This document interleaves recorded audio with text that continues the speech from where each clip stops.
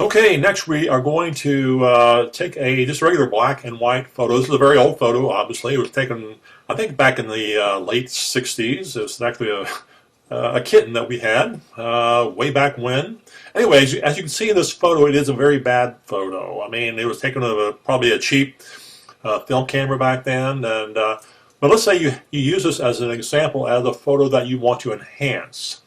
So as you can see, already this photo is very washed out.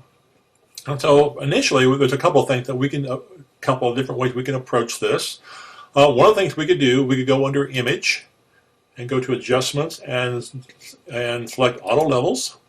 And you can see that automatically will enhance that photo. But you can begin to see the darks and the lights and the midtones much better. If I undo that, there's another way we can approach that as well. We can also go under Image to Adjustments and to Curves. Now we mentioned Curve previously. That's going to bring up the Curves dialog box. And with that, you give it a little bit more control over the photo that you're enhancing. And so in this case, I'm going to go to the center on this line. I'm going to pull that up. And you see automatically, you can just play around with this and see what looks good to you. I mean, a lot of times enhancing a photo is a personal preference, and so you just bring that center line up, bend it up into that area, and it's automatically enhanced. So remember, over here you have a preview mode, and it's in preview mode right now. But if I click that, you can see what a big difference that has made in that photo. And so it automatically looks a lot better. And so we're going to say that's okay. There's really probably not a lot more you want to do to this photo. You could, but let's say that's acceptable to you. So we'll click OK. Now, of course, another thing that you'll notice on this photo is, or rather, the vertical lines. I'm not sure what caused that. Probably something that scratched the film as it was processing or as the photo was being taken. Anyway, but this is something that we would want to take care of to enhance this photo. So what we would do is we're going to use the clone tool. We worked with this previously. And we want to use, remember up here, we're going to click down, we see different brush sizes that we can use. And so we're going to click a soft brush. In this case, I'm going to see one that's a good size. I think that will work, maybe a little smaller. We'll try that.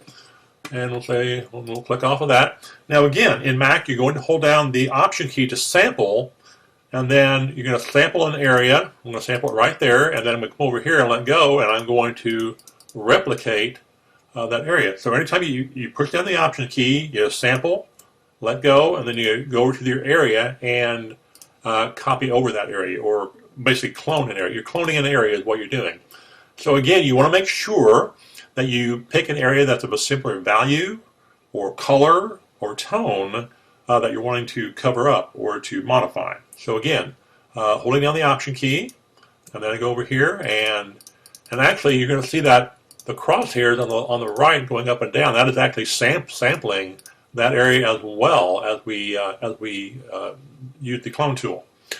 And so again, it really is fairly simple. Holding down the Option key and clicking any imperfections that you see, and really again you can just click once, it'll go up and down, but you might get to, sometimes you'll get to a point where you'll get to an area that that's not going to be of similar value, and so you have to readjust where you're sampling from and begin using the clone tool again. And don't be afraid to make a mistake. You can always back up in this program, to a certain extent anyway, and I'll go over that a little bit later. But you're going to go over here and you're just going to take out any imperfections that you see. And even working on the cat here, we're going to take out that line going over the cat. And sometimes they are not very distinct, and so you can get away with making it look just slightly different, such as the pattern on this cat. It's not going to make a whole lot of difference. Nobody's going to know, for example, what it looked like. And so you can just, again, sample, let go, and click, sample, let go, and click, sample, let go, and click. So that's really what you're doing. So it's a very simple way to enhance the photo, and it may take you some time. But if there is a photo that you're wanting to enhance, you can do it very simply. And probably working on this photo, it might take another, it may take another 15 minutes or so to take care of all these lines. But again, the clone stamp tool is probably one that I use the most, and just for enhancing photos, for correcting photos, for getting rid of the imperfections in photos. And so you can see here, it just takes some time. And anyway, you correct as much as you want to correct, as much as you need to correct, and you really just kind of go from there. Okay, we're back with this photo. Actually, I spent probably another 5 minutes just taking out some of the lines in this photo.